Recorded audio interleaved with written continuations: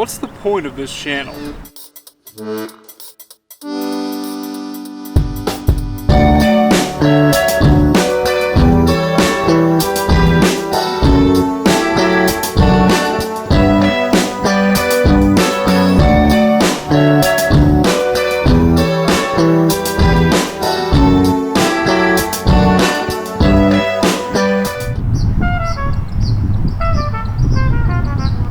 I guess I originally started the channel because I wanted to share my experiences from the road. That was the main point of it all. I hopefully could inspire other people to try van life or other types of alternative living, minimalism, things that I was passionate about. And that's still a big part of the channel today, no doubt, and it's going to be moving forward. I also really enjoy meeting other people on the road and sharing their stories, especially if we share an interest in full-time travel or minimalism or van life or whatever it may be. But since starting the channel over 2 years ago, I've become more interested in the video production process and editing and become passionate about filmmaking. I was always interested in making movies as a kid, but I didn't really know the first thing about what I was doing when I started this channel. I was shooting on a smartphone, I used Windows Movie Maker to edit everything, and that was fine at the beginning, but if you look back at some of those videos and I guess compare them to some of my newer ones, they're really, really terrible. There's a plane flying around. It's Jazz Fest today, so there's a bunch of planes with the stupid banners on the end of them, and it just keeps flying around in circles above me, so I have to like time when I film each shot once it gets away from me and do it like fast enough before it comes back. I guess what I'm trying to say is the point of this channel is the stories. It's the stories that I encounter while I'm out on the road and the stories of other people that I meet along the way. And that's kind of what I want to focus on moving forward. I want to use this as a way to get better at filmmaking and to creatively express my experiences while I'm traveling.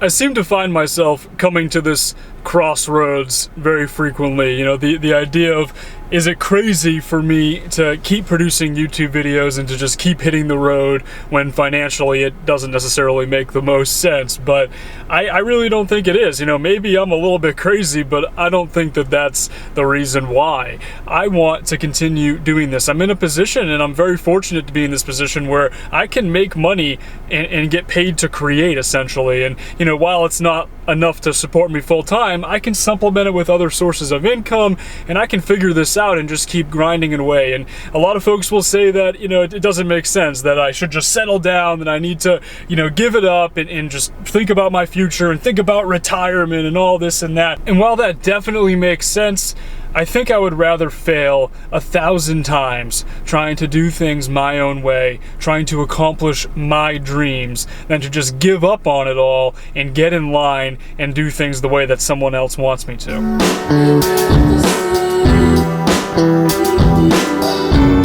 So today marks the first Saturday of the New Orleans Jazz and Heritage Festival, and that's why there's like thousands of cars parked all throughout City Park and trains. No, I'm just kidding, the train's always running, but it is like a big deal in the city. For those of you who aren't familiar, Jazz Fest is like one of the largest music festivals held in the United States every year. It is by far and away the largest festival that's held in New Orleans, and there's like over 100,000 people that are gonna be there, over 500 bands that play over the course of the next 2 weeks. I'm not really the biggest fan of giant crowds or huge festivals or anything like that, but I am a huge fan of Jack Johnson. He's been one of my favorite music artists since I was a kid, and I'm more than likely gonna go try and see him when he plays later on this evening. Have I ever mentioned how much I love City Park?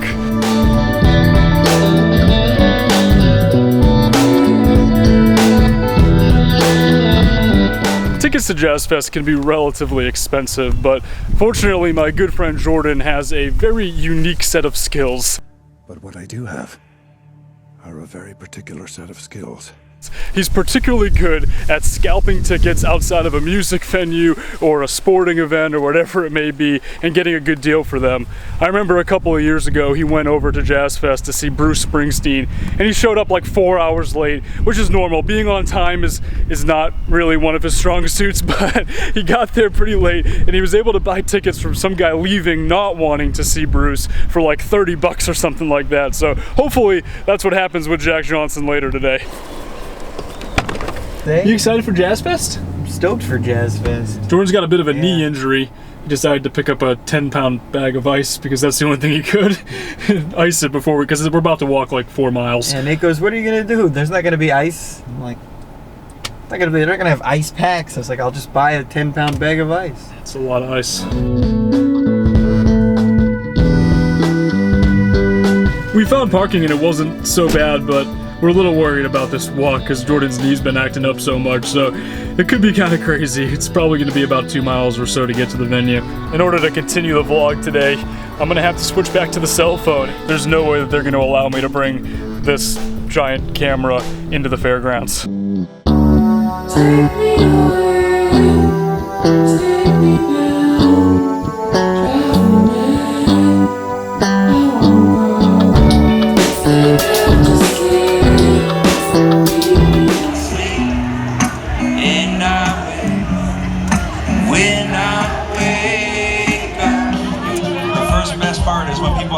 ball going, and then from this angle you can see the beach ball when it's going to hit somebody's back of their head and they don't know it's coming, and the look on people's face when it hits and their sunglasses fly off and everything. That's probably the best part of our job. So my smartphone camera isn't what it used to be. There's a bunch of scratches all over the lens and my external microphone wasn't working either, so I wasn't able to get very good footage, but the concert was really awesome.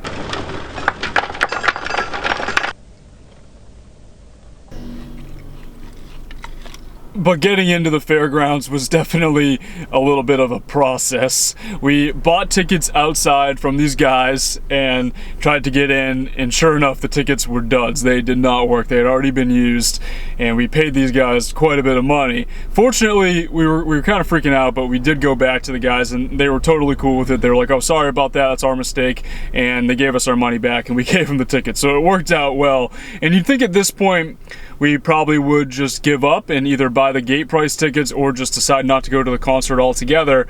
But my friend Jordan is very persistent and he's good at this. Like he does figure this stuff out, like I said before. So we tried buying tickets again, and this time it was from this other guy. I'm not gonna lie, he was a pretty sketchy looking dude, but we just went with it. We just followed his lead. He took us around and gave us these passes, and we ended up getting to the concert just fine without any problems. So it worked out. We paid $30 less than the gate price to get in. It wasn't as cheap as I was hoping it was gonna be, but it was a great deal and it was a great show.